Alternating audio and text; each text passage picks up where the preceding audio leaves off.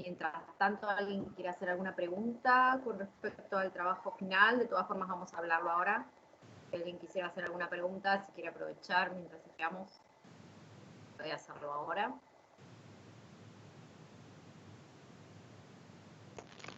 Yo, profe, buen día. ¿Por dónde se entrega la primera parte? La primera entrega la van a tener que subir al equipo que armamos, al canal que armamos dentro de este equipo de Teams. Vieron que cada uno tiene un canal en donde pueden trabajar o pueden hacer las consultas dentro de este equipo, ¿sí? El canal que tiene su número de grupo. En ese canal ustedes tienen una pestaña de archivos, pueden subirlo ahí o si no directamente adjuntarlo al chat, ¿sí? Suben el archivo al chat y lo dejan ahí. Ah, listo, buenísimo, gracias. Bien, bueno, ya que preguntás, vamos a ir arrancando con eso, así despejamos algunas dudas. La entrega empieza a estar activa a partir del día lunes, durante toda la semana. Ustedes van a poder entregar el trabajo cuando mejor les quede, cuando lo tengan terminado. Hubo gente que ya lo entregó, ¿sí? Yo a todos les contesto lo mismo, les pido disculpas, pero la verdad que tenemos muchos grupos, tenemos 6 comisiones con la profesora Tilly y es muy difícil hacer un seguimiento tan detallado que ustedes, por ejemplo, me envíen un bosquejo y yo lo vaya viendo y los oriente. Si tengo que leer los bosquejos de todos, la verdad que son muchos y no nos da el tiempo. Por eso ponemos una fecha de entrega, ¿sí? Entonces hubo varios grupos, por eso lo aclaro, que estuvieron durante la semana adjuntando entregas parciales para que la leyéramos, a ver cómo iban, a ver si había que modificar algo. Y a todos les decimos lo mismo, la verdad que en este momento hacer eso no podemos, por eso ponemos una fecha de entrega, ¿sí? Lo que sí hacemos, y de hecho lo estuve haciendo toda la semana, hasta recién, es contestar dudas, ¿sí? Les recuerdo nuevamente, por favor, que cuando tengan una duda, recuerden mencionarnos con @, porque así nos aparecen las notificaciones, ¿sí? Fui encontrando muchas que no nos arroban y tengo que ir canal por canal viendo si hay alguna novedad. La entrega que se va a hacer efectiva la semana que viene, esta primera entrega, es una entrega parcial y vamos a aclarar también un poquito esto porque hay algunas dudas con respecto a eso. La entrega parcial es una preentrega, es un bosquejo de lo que va a ser su trabajo práctico, ¿sí? No es una entrega que todavía tenga que respetar el formato ese que ustedes encuentran en las pautas generales que pusimos en el aula virtual. Se recuerdan esas pautas donde se establecía una estructura de trabajo con introducción, desarrollo, conclusión, bibliografía, anexos. Bien, eso no es algo que tengan que presentar ustedes ahora, ¿sí? Porque están empezando el trabajo. En este momento lo que ustedes están haciendo es presentar cuál va a ser su trabajo de investigación. Entonces, no es que haya un esquema específico para esta entrega, ¿sí? No van a tener en esta entrega introducción, desarrollo, porque todavía es algo que está en elaboración, ¿sí? Puede ser que sea un escrito de 1 o 2 hojitas en donde planteen un par de cuestiones, ¿sí? Sí que sea coherente y ordenado. ¿Qué es lo que tiene que incluir sí o sí esta entrega? La formulación del problema, ¿sí? Y es lo más difícil y por ahí dan vueltas intentando avanzar más y la formulación no está concretamente explicitada, ¿sí? Por eso es importante esta primera entrega para que ustedes puedan definir esa cuestión. Que el problema esté bien definido va a determinar que después la investigación que hagan, que el trabajo que ustedes planteen llegue a buen puerto, ¿sí? Que sea un trabajo coherente, que sea un trabajo que se entienda. La formulación del problema es algo que ustedes tienen que redactar en 1 o 2 párrafos, en donde quede bien claro. Ustedes eligieron un tema, que fue lo que nosotros les planteamos en esa lista, un tema general, violencia, educación, discriminación, ¿sí? De ese tema general ustedes tuvieron que construir un problema más específico. Bueno, lo que ustedes tienen que poner en esta entrega es la definición de ese problema específico. Pueden mencionar el tema, claro, pueden mencionar si quieren por qué motivos eligieron ese tema y por qué motivos construyeron el problema particular que van a plantear, también pueden hacerlo. Le da otro marco a la entrega más completo y más entendible por ahí. Eso seguro tiene que estar en la entrega final, pero si quieren ponerlo ahora, también es como más completo. Pero que quede bien claro cuál es el problema que ustedes están planteando y cuáles son los límites que establecieron para ese problema. Recuerdan que hablamos mucho, todavía hay algunos que no lo tienen tan claro. el límite espacial. ¿Cuál es el espacio geográfico que ustedes van a analizar? Recuerden no extenderse demasiado, que no sea un espacio geográfico demasiado grande. ¿Por qué? Porque estos límites lo que van a determinar después es de dónde van a obtener ustedes datos específicos para analizar, ¿sí? Una cosa es el marco teórico, las definiciones teóricas que ustedes encuentren acerca de violencia, de discriminación, de educación. Y otra cosa son los datos específicos, estadísticas acerca de la educación, estadísticas acerca de la violencia, casos concretos de violencia, ¿sí? Si ustedes tienen un periodo de tiempo de 30 años y una zona geográfica de 4 provincias del país, la cantidad de datos que tienen para analizar son muchos. Entonces, la idea que establezcan el límite es reducir esa cantidad de datos para que ustedes analicen. Límite espacial, esa zona geográfica. Límite temporal, recuerden un límite de tiempo. Nosotros aconsejamos un mínimo de 5 años y no más de 10, ¿sí? Estamos hablando todo el tiempo de procesos históricos y vemos cómo en 10 años quizás el cambio en el proceso histórico sea demasiado amplio y tengan que abarcar muchas más variables. Entonces, no mucho más de 10 años, ¿sí? No necesariamente un periodo actual, no necesariamente ustedes tienen que analizar datos del 2020 al 2010, pueden tomar un periodo histórico determinado en otro momento, ¿sí? Del 2005 al 2015, no sé, que ustedes consideren significativo por el problema, eso hace a cada problema de ustedes, ¿sí? Y por último, poblacional, este por ahí es el más difícil, hay temas que no lo permiten, ¿sí? Esto implicaría definir una población específica. Hay algunos temas donde es muy sencillo. Si trabajan en educación y trabajan con un determinado nivel, por ejemplo, varios están trabajando con universidad, bueno, claramente será un rango de edades que concurre a la universidad, ¿sí? Lo mismo quienes trabajan con escuela media.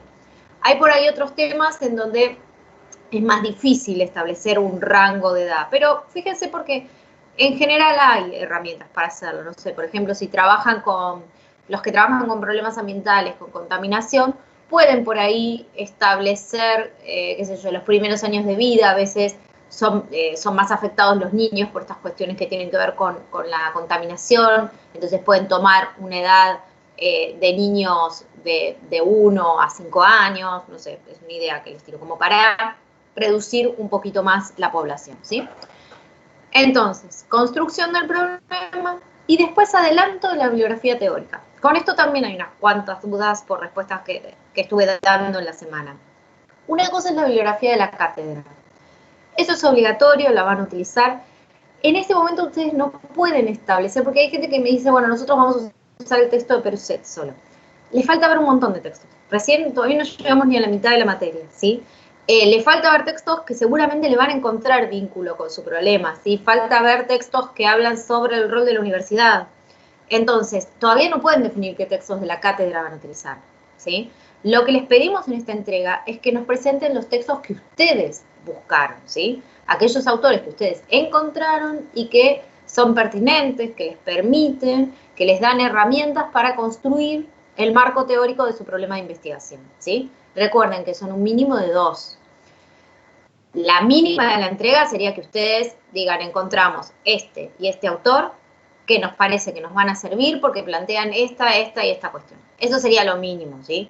Si pueden adelantar un poco más, sería ya por ahí empezar a desarrollar, empezar a esbozar un par de conceptos teóricos que después van a utilizar en el trabajo, ¿sí? Pero eso no esperen, construir un relato cerrado con conclusiones, ni piensen ahora en el vínculo con la universidad y con la ingeniería. Por ejemplo, me llegaron muchas consultas con respecto a eso. Eso es algo, chicos, que van a terminar de cerrar recién llegando a la entrega final, ¿sí? Porque tiene que ver también con el proceso de ustedes de aprendizaje de la materia, de lectura de más textos, de ponerse en otro lugar, ¿sí? Piensen que ustedes recién ahora están la mayoría empezando a ser estudiantes universitarios, entonces no les pedimos que en este momento puedan visualizarse ni como estudiantes, ni mucho menos como ingenieros. Entonces eso déjenlo para más adelante, no, porque ya se están enrollando con el vínculo, no es algo que tengan que establecer ahora, ¿sí? Eso con el tiempo lo van a empezar a entender. Bueno, ¿alguna duda con respecto a esto? ¿Queda claro qué incluye la primera entrega?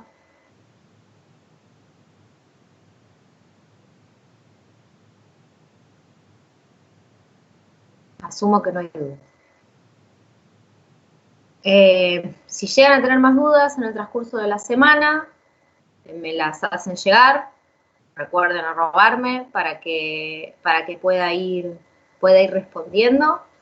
Y entonces, en la medida en que puedan, van subiendo su entrega al canal de Teams, ¿sí? Piensen que vamos a tardar unas semanas en corregirlo. Como les digo, tenemos unas cuantas comisiones, así que tampoco esperen recibir a los 2 días la respuesta, porque aparte es una entrega en donde vamos a tener que leer y es una entrega importante porque tenemos que marcarles aquellas cosas que no están bien desde el inicio para que el trabajo se resuelva de manera favorable. Entonces, nos tomamos el trabajo de leerlo con tiempo, ¿sí?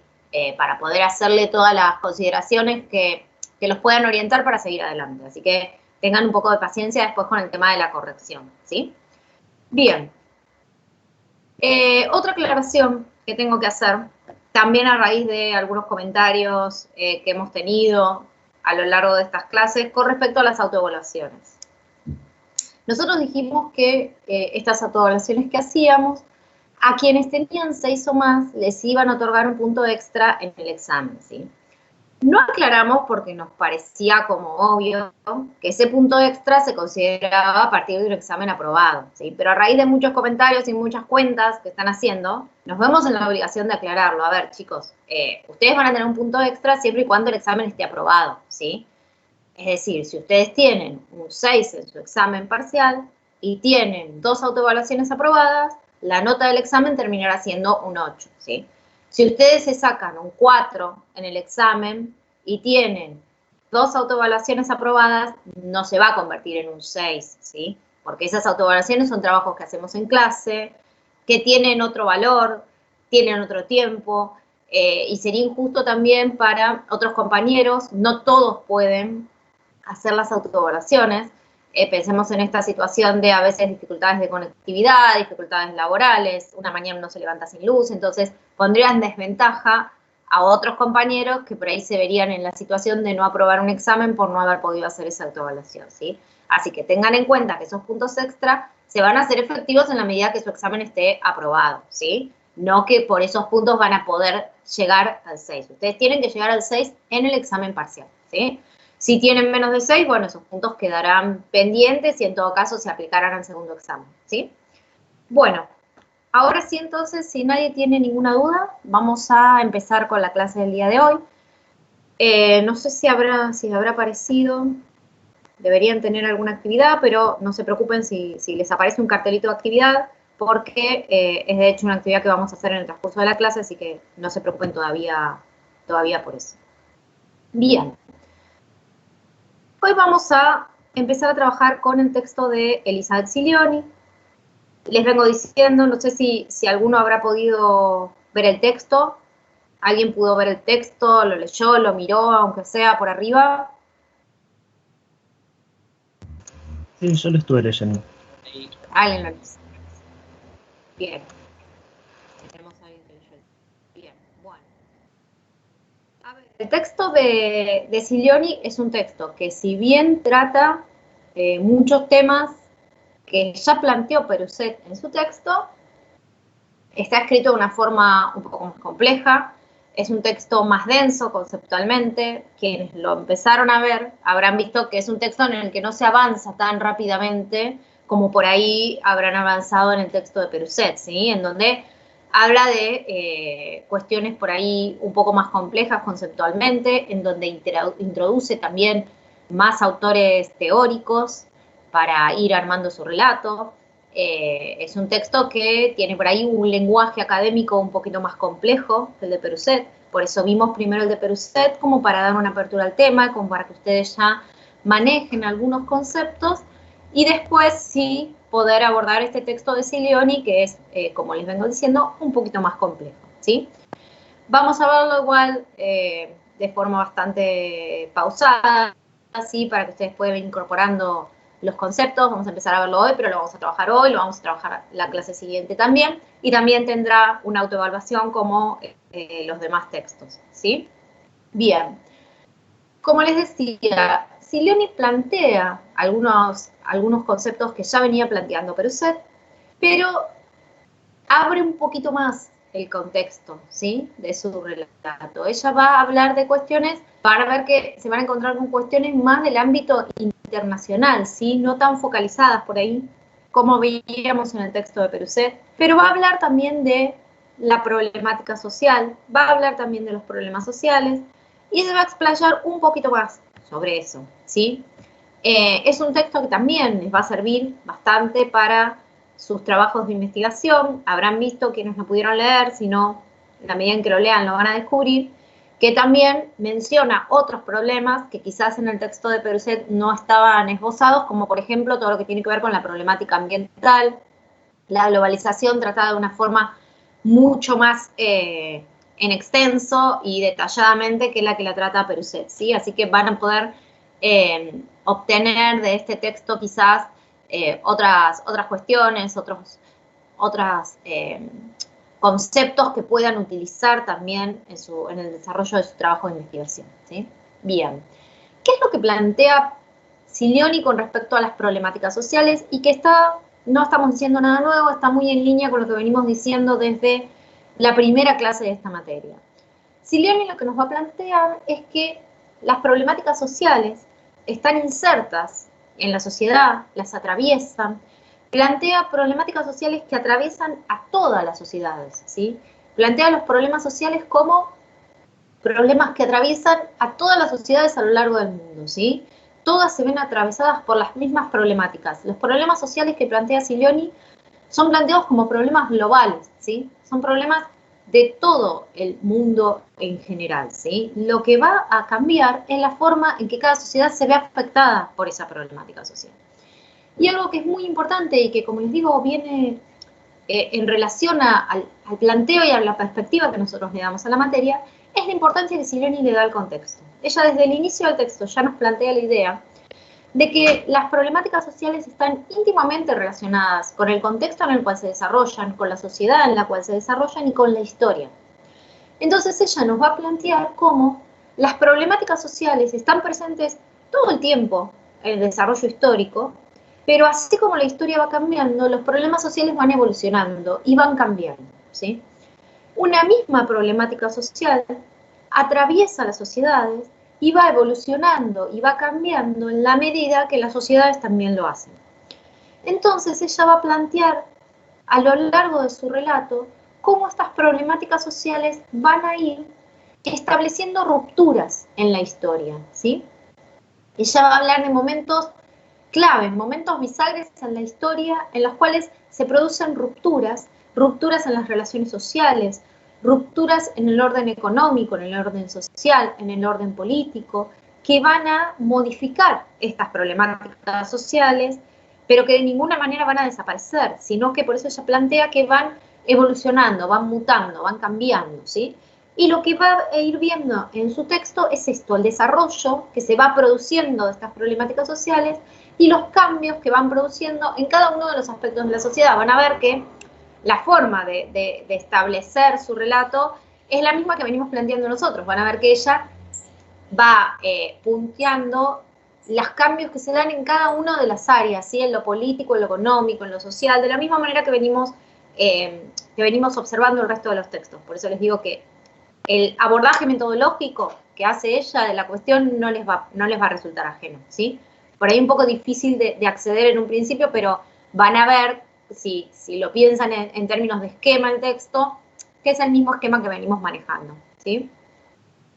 Ella va a plantear dos grandes sucesos desde el comienzo del texto que marcan cambios fundamentales en las relaciones sociales, políticas y económicas de todas las sociedades. Plantea un primer momento, que es la caída de la Unión Soviética, ¿sí? Tenemos la caída del muro de Berlín en el 89, y este cambio en el mundo, donde se termina este mundo bipolar, algo veníamos viendo también en el texto de Peruset de esto, esta lucha entre Estados Unidos, Rusia, cómo se termina de alguna manera, y la instalación definitiva del Estado neoliberal, que también lo vimos mucho, ¿sí? Ella plantea también, va dejando algunas cuestiones a lo largo del texto de cómo va cambiando este Estado, de Estado benefactor a Estado neoliberal. Tenemos entonces, a fines de los 80, principios de los 90, esta ruptura fundamental que plantea un nuevo orden, ¿sí? Un nuevo orden mundial. El establecimiento de este Estado neoliberal, un nuevo orden mundial económico, en el cual, como venimos diciendo, los factores fundamentales van a ser aquellos que tengan que ver con la economía. La economía va a ser quien dirija los nuevos rumbos de todas las sociedades. Este poder intangible que no tiene un lugar específico, que no tiene una figura visible, ¿sí? Y por otro lado, el desarrollo de nuevas tecnologías, ¿sí? Que le va a dar también una nueva impronta al desarrollo de las ciencias sociales. Ella empieza a marcar en la década del 90 este desarrollo de la tecnología y fundamentalmente el comienzo más evidente de lo que es el proceso de globalización, ¿sí? Y ahora vamos a hablar un poquito de eso. A mí me interesaría ver qué piensan ustedes que es la globalización, qué noción manejan de globalización para poder después trabajar un poco con lo que ella plantea como globalización, ¿sí? Así que ahora vamos a hacer una pequeña consigna en clase como venimos haciendo actividades, ¿sí? Siguiendo con esta idea de plantear rupturas, ella nos va a plantear como, bueno, aquí comienza un nuevo orden, el Estado neoliberal, el mundo económico, ¿sí? Un nuevo orden de relaciones sociales, que ahora vamos a ver cómo empiezan a desarrollarse en este mundo neoliberal, también lo que podemos entender como la época posmoderna, ¿sí?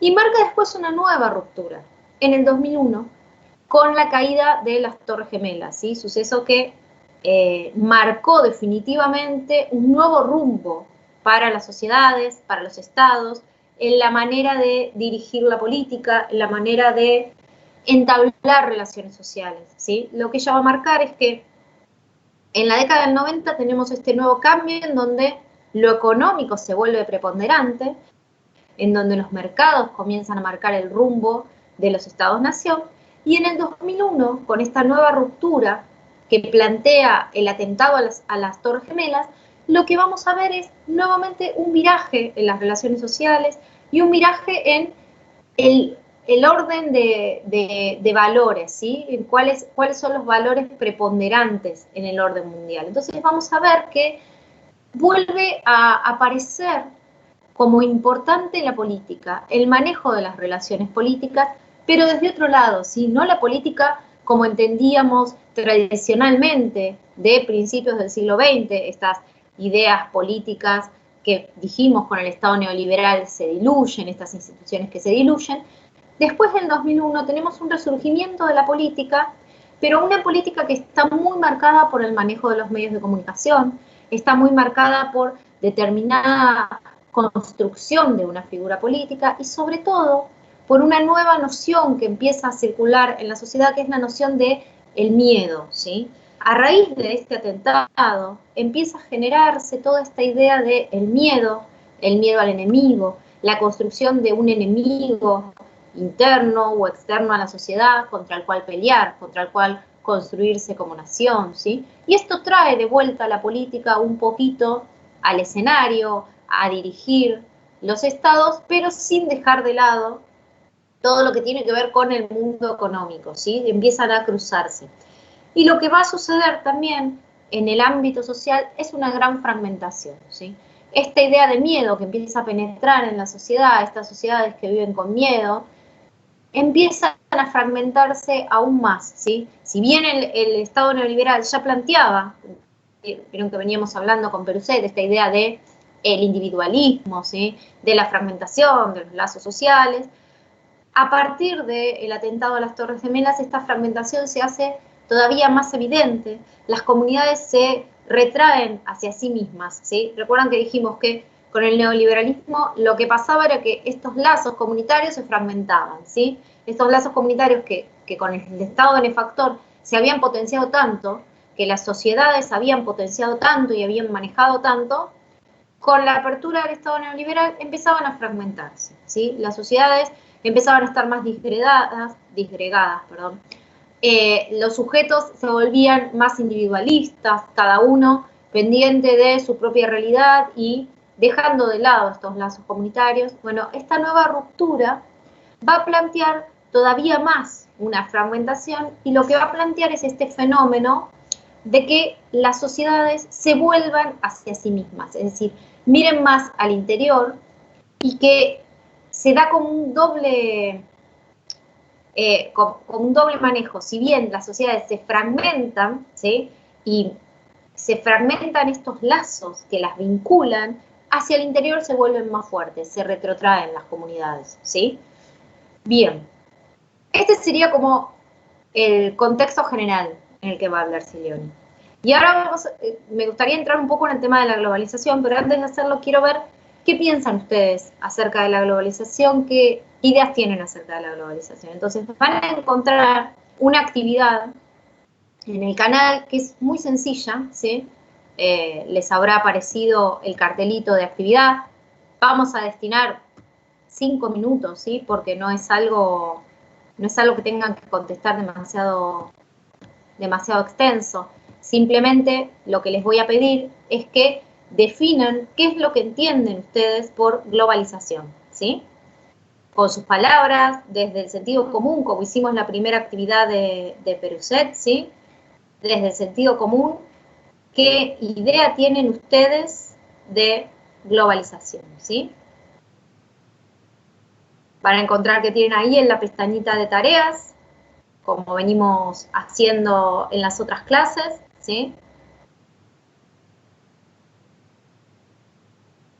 Así que pónganse por favor a responder esto, así podemos trabajar desde las nociones que ustedes tienen, ¿sí? Simplemente la consigna es cómo definiría el término globalización.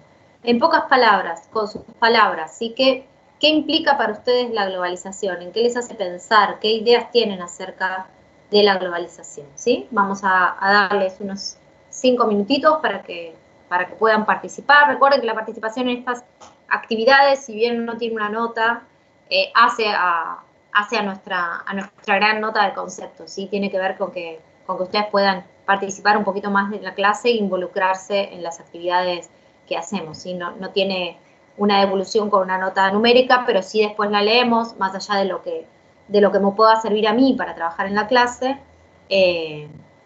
les sirve a ustedes para reflexionar y para mostrar cierta participación, ¿no? en la clase. Así que también es importante, en la medida de lo posible, que lo hagan.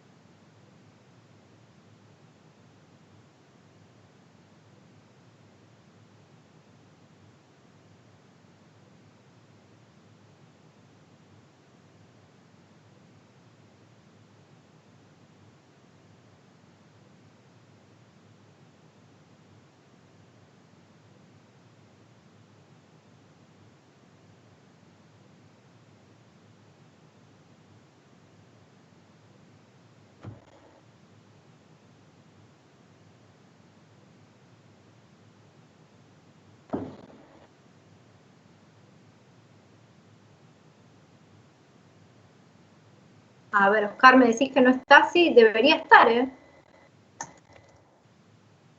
Fíjate en la pestaña de tareas.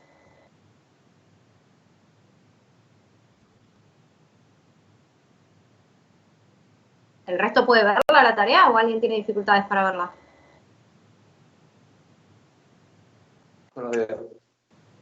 Yo la pude ver, profe. Ah, sí, si entran a tarea, si no, si entran al canal general dentro del chat, está el cartelito y pueden entrar por ahí también. De hecho, ya hay varios que están entregando, así que la tarea está.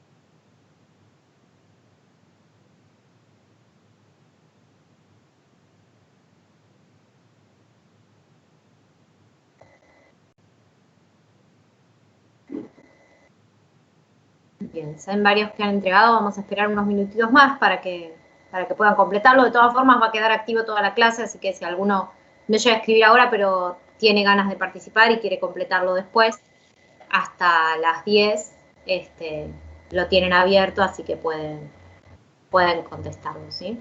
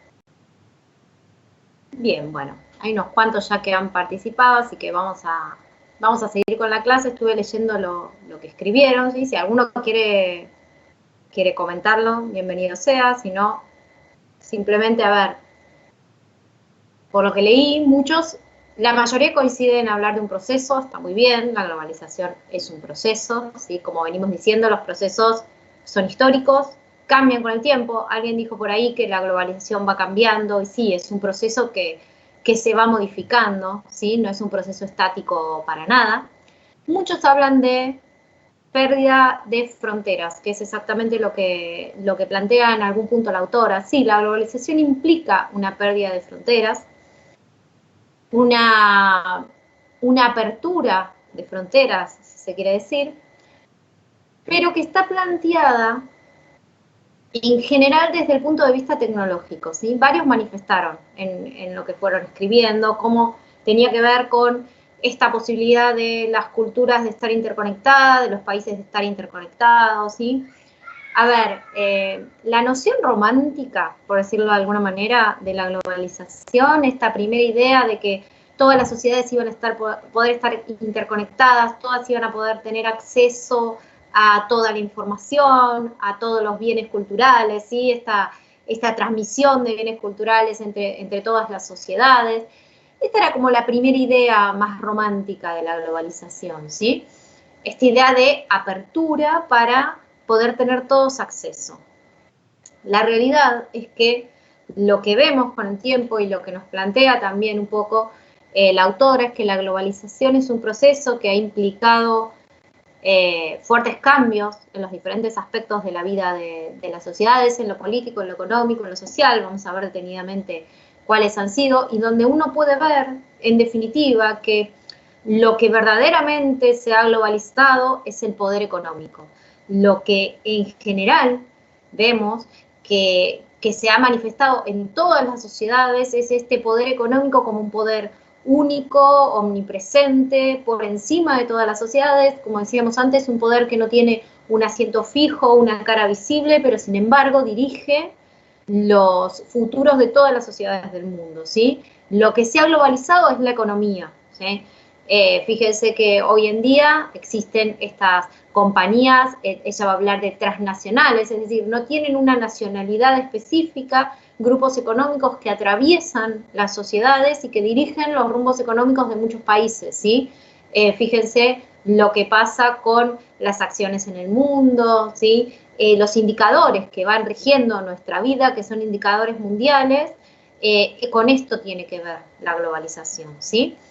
Y no tanto con esta circulación de bienes que vamos a ver, en definitiva, si bien a simple vista uno podría pensar con la tecnología, Internet y todos estos medios que ahora tenemos de comunicación, como todas las sociedades podrían tener acceso, como se pensaba en algún momento, a los bienes culturales, a la información, vamos a ver que eso no es tan así, ¿sí?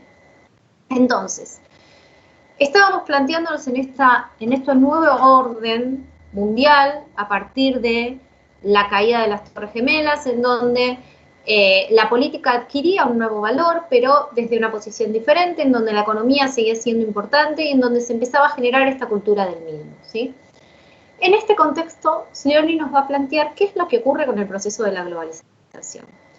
Entonces vamos a ver que desde lo económico, la globalización implica esto que les venía diciendo, como el Estado ya no es quien controla los poderes económicos, ¿sí? El Estado ya no controla el rumbo de la economía del país. Fíjense que venimos hablando de este Estado benefactor que se había corrido, este Estado benefactor que había renunciado al control de todo lo público. Recuerdan que hablamos de un Estado que ya no estaba presente en esas instituciones, un Estado que ha dejado en manos privadas, por ejemplo, el control de todos los servicios públicos, ¿sí? El Estado neoliberal ha privatizado todos estos servicios, entonces ya no tiene control sobre un montón de factores de la economía. Por otro lado, vamos a ver que los capitales, los medios de producción, ¿sí? Están mucho más centralizados en algunos puntos específicos, ¿sí? Se empieza a manejar de otra forma la economía, no a todos los países llega de la misma manera.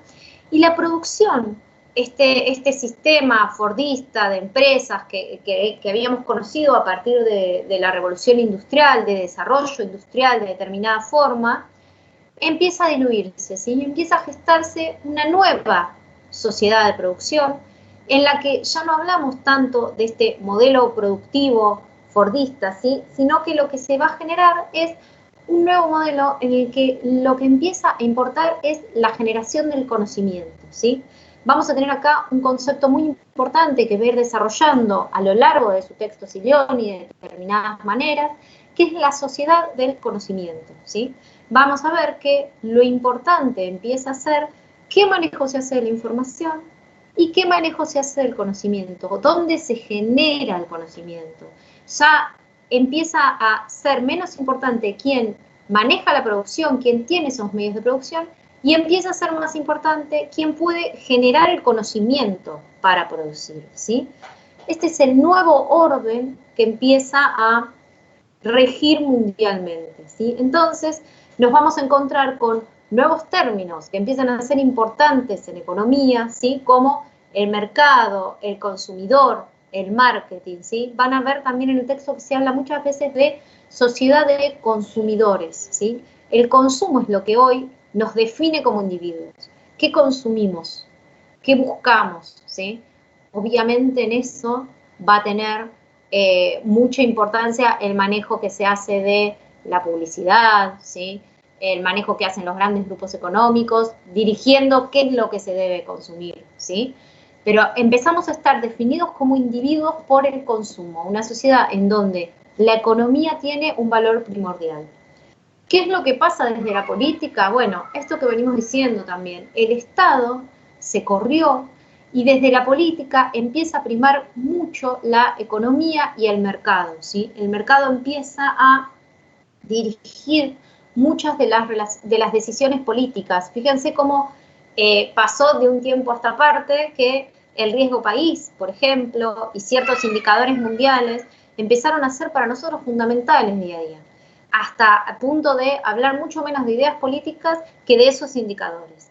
Entonces, son indicadores mundiales que empiezan a dirigir de alguna manera la forma en que los países van a desarrollarse, ¿sí? Desde lo social también la globalización va a implicar nuevas problemáticas, nuevas relaciones sociales, ¿sí? Hablamos de esta sociedad del conocimiento, esta sociedad en la cual la tecnología empieza a ser fundamental, en donde la tecnología, el desarrollo tecnológico, va a empezar a determinar un poco quiénes están dentro y quiénes están fuera de estas sociedades, ¿sí? Quienes tengan acceso a esta tecnología, quienes puedan estar activos en esta producción del conocimiento, van a estar dentro de esta sociedad. quienes no puedan insertarse en este nuevo orden de conocimiento, de generación de conocimiento, van a ir quedando afuera, ¿sí? Ella va a traer a su texto varios autores que la van a ir ayudando a construir este relato acerca de la globalización. Uno de los autores que trae es Beck. Beck va a hablar de este proceso de globalización y lo que va a plantear es cómo, a partir de este proceso, lo que empieza a generarse es una división del espacio social, ¿sí? Y tiene que ver con todo esto que venimos hablando, tiene que ver con el mercado, tiene que ver con la economía y tiene que ver también con el manejo que puede llegar a hacerse de la tecnología y el desarrollo tecnológico que pueda tener cada uno de los países. Lo que Beck nos va a decir es que a partir de este proceso de globalización, el espacio social mundial va a quedar dividido en 3 grandes zonas: el centro, la semiperiferia y la periferia, ¿sí? Por eso yo les decía al principio, esta idea romántica de globalización, de que todos vamos a estar interconectados, en realidad, cuando lo analizamos de cerca, cuando lo vemos detenidamente, lo que vemos es que la globalización, lejos de haber producido esta comunidad mundial en la que los bienes culturales circularan para todos de la misma manera y todos tuvieran el mismo acceso y la misma posibilidad de hacerse conocer a través de estas herramientas tecnológicas, en realidad lo que hizo la globalización fue acrecentar aún más las diferencias. Entonces, este autor Beck, que lo toma Silioni en su texto, nos va a hablar de la construcción de desigualdades globales. Esto que les vengo diciendo, cómo el mundo ahora queda segmentado en 3 grandes zonas. En el centro estarán, obviamente, quienes concentren este capital de conocimiento, quienes tengan el dominio de lo económico, ¿sí? Quienes tengan mayor acceso a todos estos bienes van a estar en el centro. Y después tenemos una zona de semiperiferia y por último la periferia. La periferia son los que están prácticamente fuera, ¿sí? Incluso en alguna parte del texto Silioni plantea cómo nosotros como país latinoamericano estamos bastante complicados en el tema del desarrollo de la tecnología, del desarrollo del conocimiento. ¿Sí? Piensen en, ahora, bueno, por los últimos años ha habido una suerte de repatriamiento de científicos y un intento de volver a poner en el centro de la atención la ciencia y la tecnología en nuestro país, pero piensen cómo durante muchos años los grandes científicos de nuestro país emigraron hacia otros países, ¿sí? En donde el conocimiento era valorado, era considerado y donde era posible que sea también un medio de vida como investigador, ¿sí? Que no es posible en nuestro país, ni siquiera ahora. Esto produjo que nuestro país quede corrido de este centro de construcción del conocimiento, ¿sí? De este nuevo orden. Entonces, esta idea de globalización tan romántica, como les digo desde el principio, en donde todos tenemos acceso a todos, empezamos a ver que no están, empezamos a ver que existen estas diferencias, ¿sí? Piensen, es a más grande escala lo que venía planteando Peruset con los cordones del conurbano, ¿sí? Es lo mismo, pero piénsenlo en escala mundial. Quienes están en el centro, en la semiperiferia y en la periferia, ¿sí?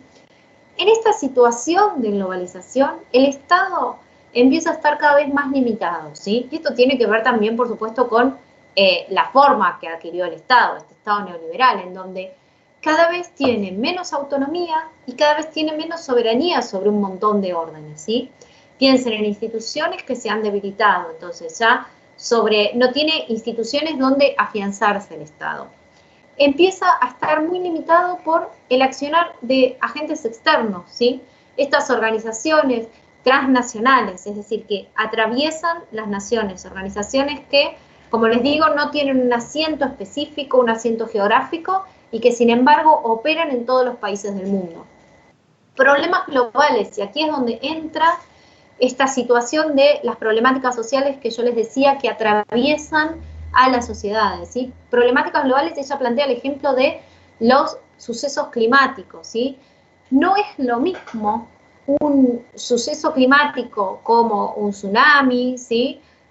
Un temblor muy grande, en una sociedad que pertenece al centro, en donde tiene todos los medios para actuar frente a un desastre natural, en donde tiene también el conocimiento necesario para predecirlo, ¿sí?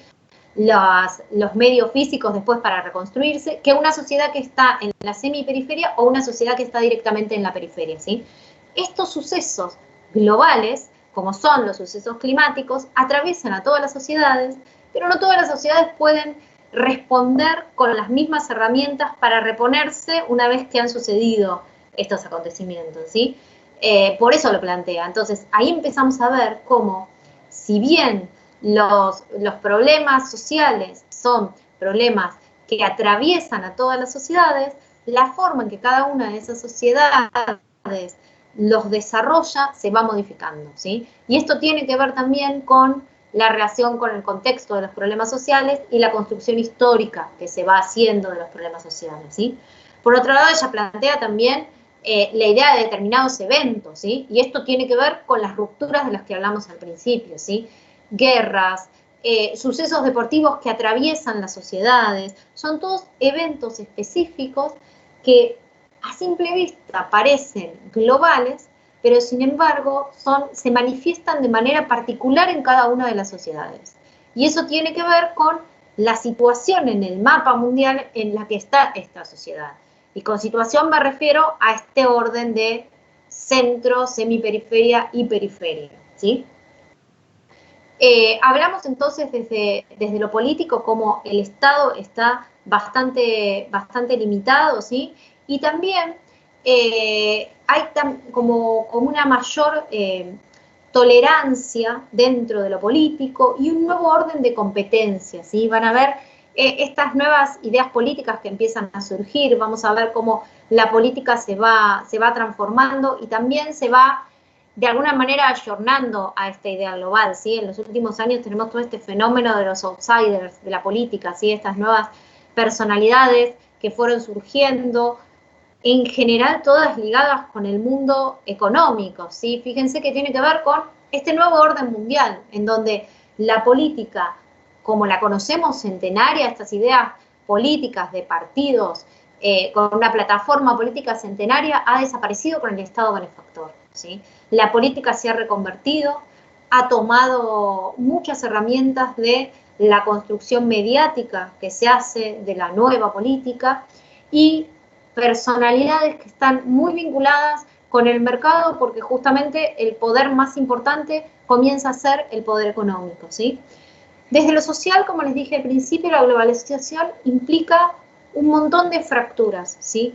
Hay una gran pérdida de lazos sociales, lazos comunitarios, que en esta idea de comunicación total, ¿sí? Esta idea de comunicación global y de intercomunicación entre el mundo, que varios lo mencionaron por ahí, esta posibilidad de estar comunicados con cualquier parte del mundo, de tener acceso a las noticias, a lo que ocurre en otras partes del mundo, lleva también a una gran fragmentación social, ¿sí?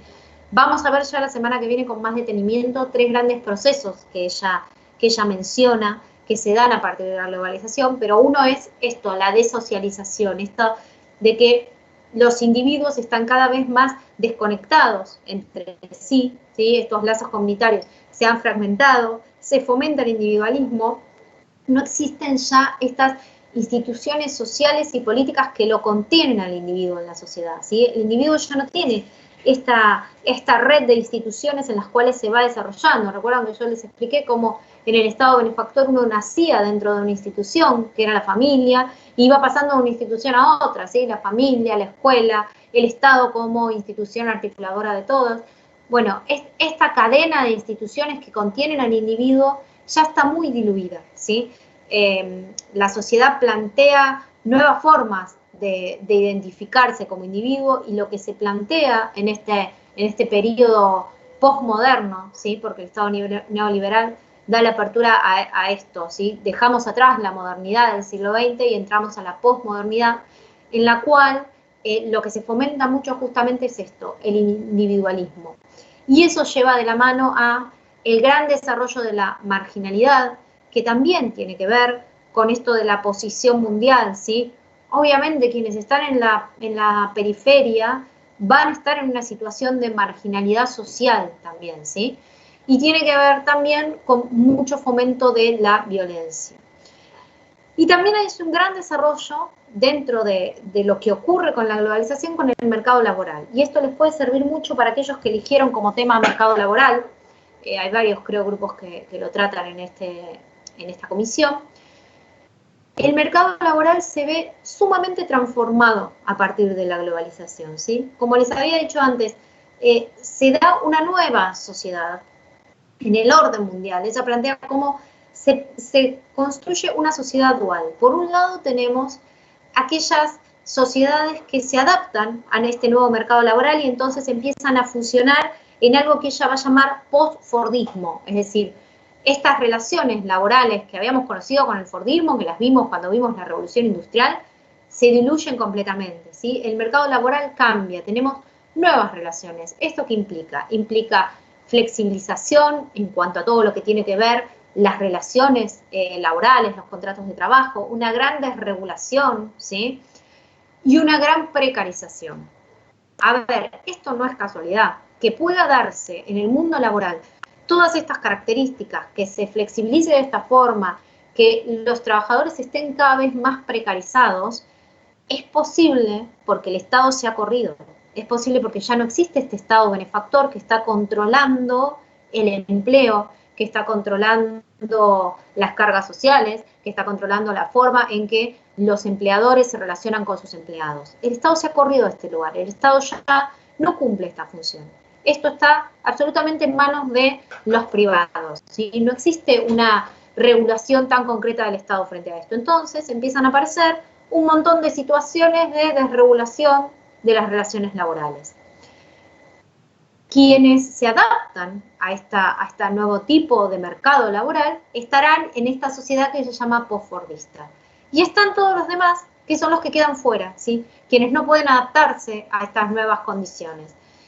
Y lo que va a pasar es entonces que se da este fenómeno que ella va a llamar de transnacionalización, que por un lado puede ser visto como positivo, ¿sí? Para quienes quizás puedan insertarse en este mundo laboral. Lo que permitió la globalización es que uno por ahí pueda buscar trabajo en otros sitios del mundo de una forma muy fácil, ¿sí?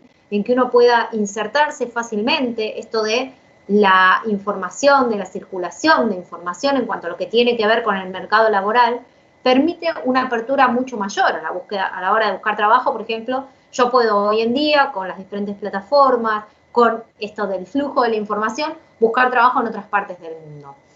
Esto puede ser visto como algo positivo, ¿sí? Pero por otro lado también lo que fomentó mucho es mano de obra migrante barata, ¿sí?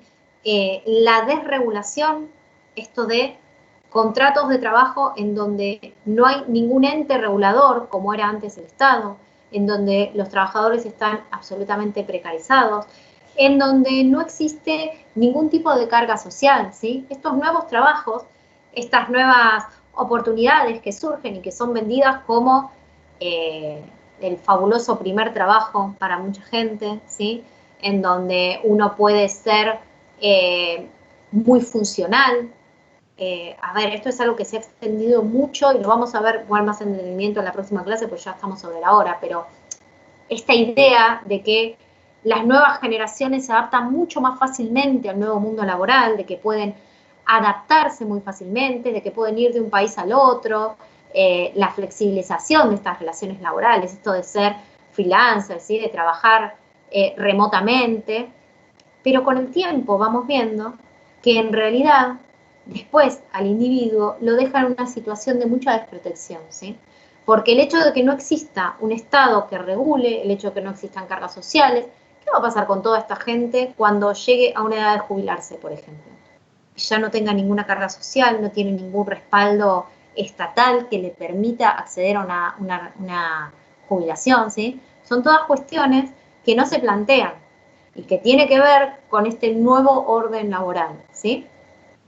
Lo vamos a ver más en la clase que viene porque ya estamos muy sobre la hora, pero me interesa que quede claro esta idea de rupturas.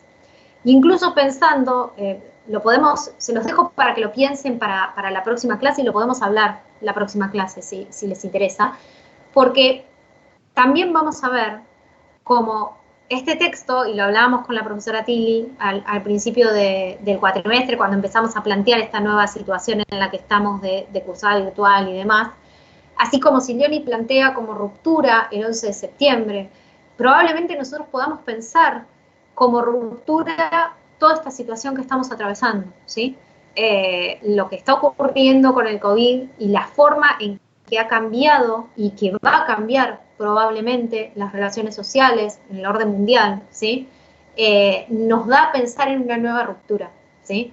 La forma en que van a cambiar las relaciones sociales, la forma en que está cambiando la economía, la forma de repensar quizás un sistema capitalista que está mostrando signos de agotamiento claramente y la forma en que estas sociedades van a reposicionarse luego de esta situación que claramente es un problema social.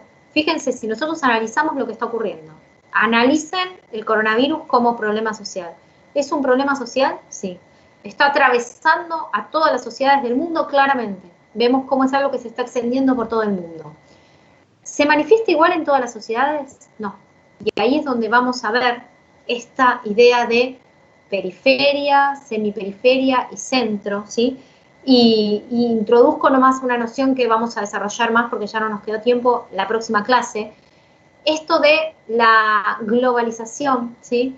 Y de cómo se globalizan los problemas, pero la forma en que los problemas se desarrollan tiene que ver con la localía, ¿sí? Con la forma en que localmente cada problema va a desarrollarse, ¿sí? Ella va a introducir otro autor que se llama Bauman, que Bauman va a plantear cómo existen frente a la globalización ricos globalizados y pobres localizados. Y esto tiene que ver con que los bienes, la información, circula globalmente. Es verdad, la globalización nos permite que circule globalmente, pero la forma en que se consume depende de lo local, depende de cómo cada sociedad lo adquiera. Entonces, la manera en que se manifieste cada problema social va a depender de la situación en la que se encuentre cada sociedad y de cómo pueda manejarlo cada sociedad, de las herramientas que tenga cada sociedad, ¿sí? Piénsenlo, piensen para la clase próxima, es un buen ejercicio tomar este texto, ¿sí? Porque por ahí nos pasaba cuando veíamos el texto del año pasado, nosotros perdemos la noción, pero ustedes son bastante chicos, y muchos tendrán noción del 11 de septiembre, pero no lo viven por ahí como algo tan, lo tienen como algo muy incorporado, ¿sí? Quizás esta situación que estamos atravesando les puede servir para repensar este texto y para pensar cómo cambian las relaciones sociales a partir de un suceso mundial, como puede ser la distribución de este virus, ¿sí?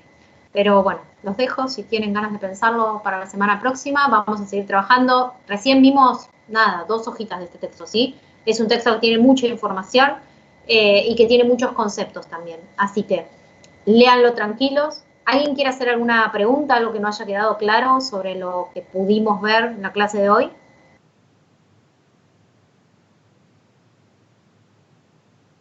No. Bueno, si alguien tiene alguna duda y no se le ocurre ahora, se le ocurre en la semana, la podemos plantear la clase próxima. Si no leyeron el texto, léanlo, es un texto que le va a llevar tiempo y que tiene mucha información, como les digo, mucho concepto, y introduce bastantes autores teóricos también.